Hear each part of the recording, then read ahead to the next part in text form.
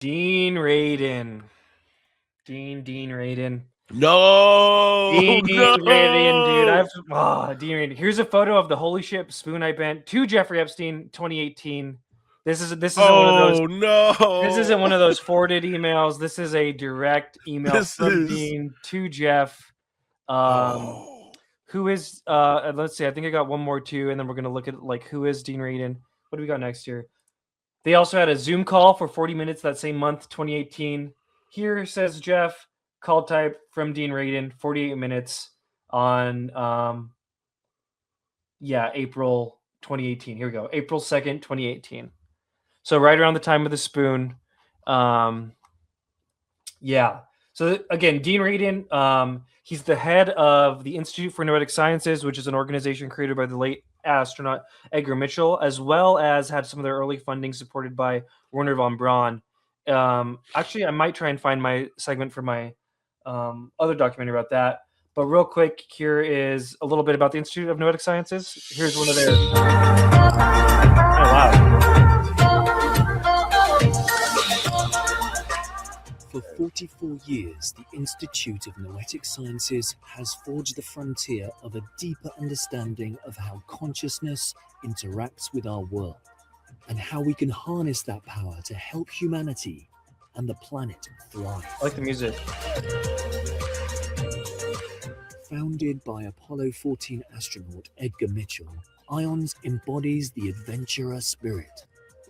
Today, we are the largest multidisciplinary team working on some of the most profound questions involving consciousness.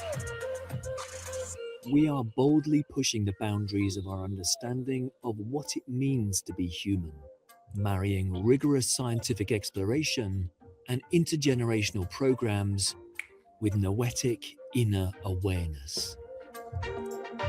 The key to creating a sustainable future is to gain a more complete understanding of consciousness. How does it work? And how can we leverage its awesome, expansive power? The music's getting me going, bro. As one species of many on this planet, must find that middle way of science and our personal... Okay, let's go to my Edgar Mitchell documentary, which is unlisted to the public for now because I need to fix the audio, which I'm going to hopefully do soon, especially with all this shit breaking. But here's my little segment on Edgar Mitchell making Institute of Noetic Science. Let's see. Institute of Noetic Sciences, or years before they had left NASA. He eventually founded the Institute of Noetic Sciences, or IONS, in 1973. The word noetic derives from the Greek word nous, meaning mind or way of knowing. The Institute conducts research on topics such as spontaneous remission, meditation, consciousness-based healthcare, spirituality, human potential, psychic abilities, psychokinesis, and the survival of consciousness after bodily death. Werner Von Braun would speak at many of the early IONS fundraising benefits to help raise money for his friend Ed's new venture. And eventually, Ed was able to open up a campus in Petaluma, California, about an hour north of San Francisco. I think that's Dean Radin, yo. I think that's Dean Radin being young right there. Let's go back. Von Braun would speak at many of the early IONS fundraising benefits to help raise money for his friend Ed's new venture. And eventually, Ed was able to open up a campus in Petaluma, California. Yeah, that's young Dean Radin, is it not? I'm pretty sure that is. No doubt. Yeah, 100%. There's no doubt. Yeah, okay, it's going to be a little bit longer. About an hour north of San Francisco. This sudden change of lifestyle was too much for Ed's wife, and they soon separated. Ed was sad about that, but excited to be pursuing interests he had on the back. You know, actually might be connected. You know who he started dating after this? Or a Playboy bunny. Isn't that interesting? Yeah. Leaves NASA, gets all into this esoteric shit, breaks up with his wife who was like ride or dying with him through all the the NASA years, and then starts marrying a Playboy bunny. Kind of odd. Maybe it's not as odd though when we look at everything. So yeah, there you go. I mean, what do you think about this, Tupa? Spoonbending, Epstein, Dean Radin.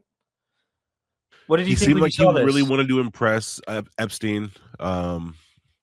You know, clearly they've talked. I mean, the idea of spoonbending and Dean Radin and Epstein at all. You know what I mean? I hate to keep harping on this, but it does seem like there's a connection here between metaphysics, pseudoscience, or whatever you want to call the science of spoon bending, Paros, whatever. And this guy, I mean, he was interested in it, and people were trying to wow him all the time. He would have definitely been an Essalon. Yeah, He would have been one of those high net worth individuals. 100%, 100%. And here's a more recent clip of Dean Radin just to see kind of the vibe he's been on. And so we have identified a genetic sequence on chromosome 7 of DNA, which was the opposite of what we thought originally. We originally thought there's some special gene that makes people psychic superstars, and we'll find what that is. And so we got people who are psychic from psychic families and controls who are not psychic from non-psychic families, and did a standard case control study, which is what you do with genetics. So we found this difference between the two. Also, like the stream if you're on X, retweet the stream, send it to your friends in the DMs. But the difference Having was that it looks like most people who are, quote, average, normal average people, they have capacity or psychic ability.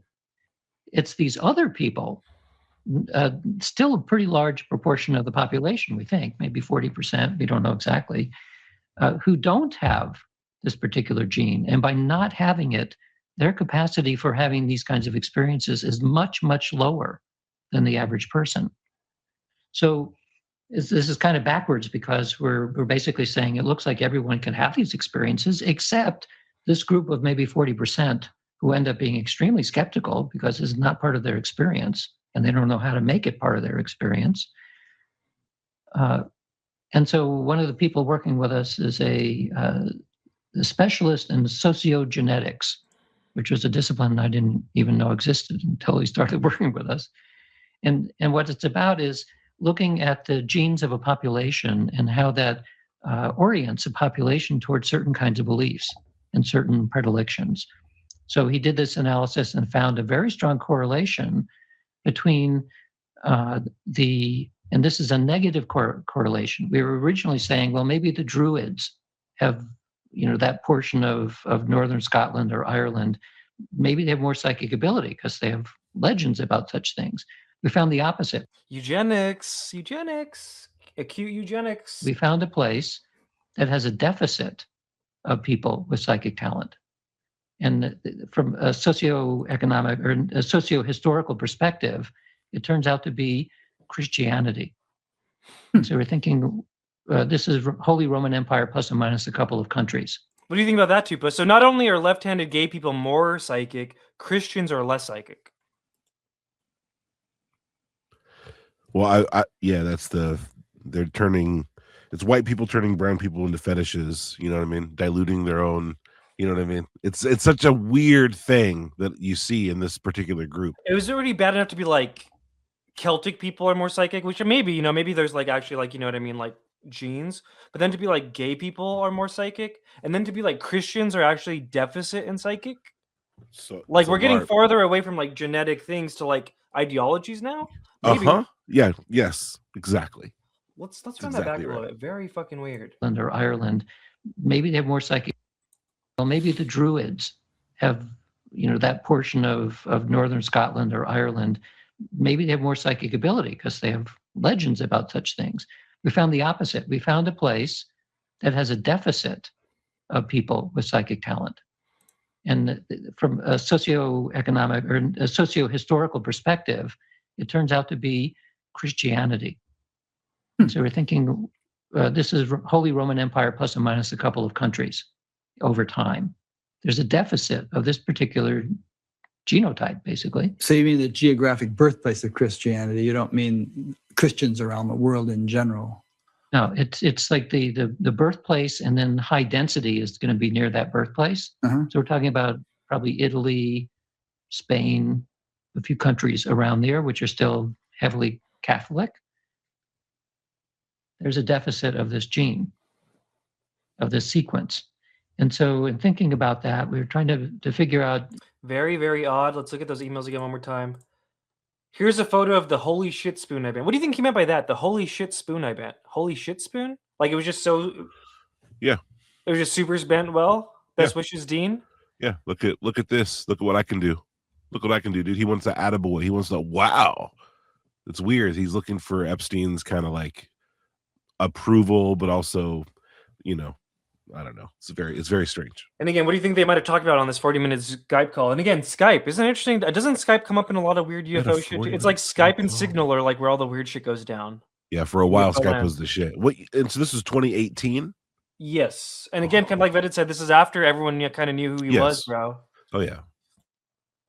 And now they're doing experiments on people and their kids about psi and shit. And I feel like he's probably connected to some of that weird like blood collection of experiencers we got going on. If he's not, I'm sorry, but like, bro, when you're doing this shit, people have the right to judge you, right?